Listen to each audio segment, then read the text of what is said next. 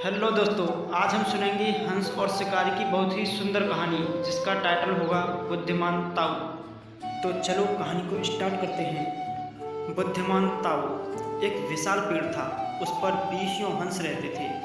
उनमें से एक हंस सयाना हंस था, बुद्धिमान और बहुत दूरदर्शी। सब उसका आदर करते थे, ताऊ कहकर बुलाते थे। एक दिन उसने एक नन्ही सी बेल को पेड़ के तने पर बहुत नीचे लपटते पाया।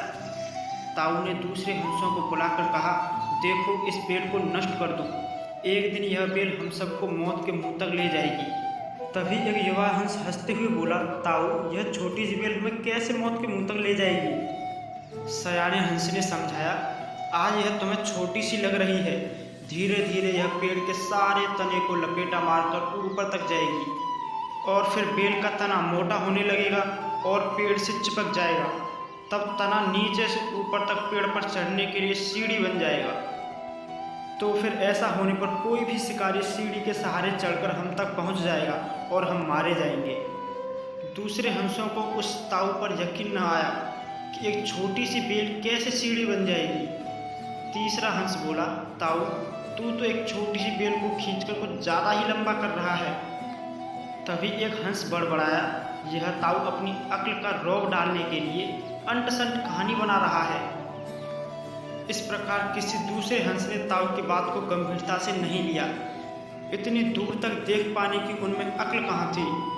समय बीतता रहा, बेल लिपटते लिपटते ऊपर तक शाखाओं तक पहुँच गई।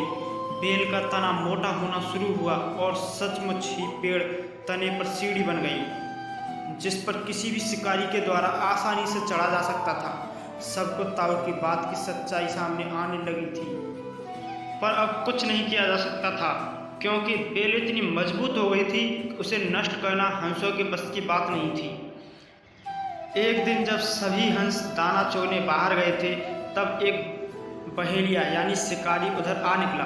पेड़ पर बनी सीढ़ी को देखते ही उसने पेड़ पर चढ़कर जाल बिछाया और चला गया। सांझ को सारे हंस लौट कर आए और जब पेड़ से उतरे तो बहेलिए के जाल में बुरी तरह फंस गए थे।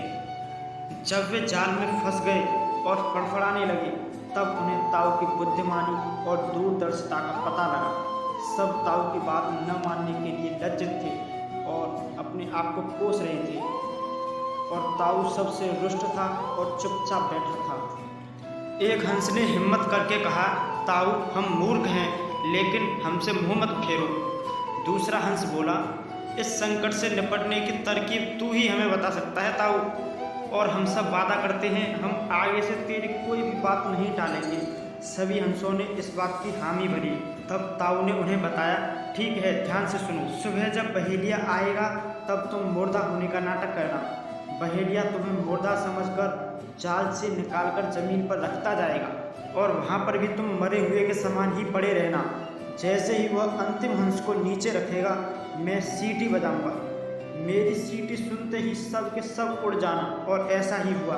सुबह जब बहेलिया आया, हंसों ने वैसा ही किया जैसा ताऊ ने समझाया था।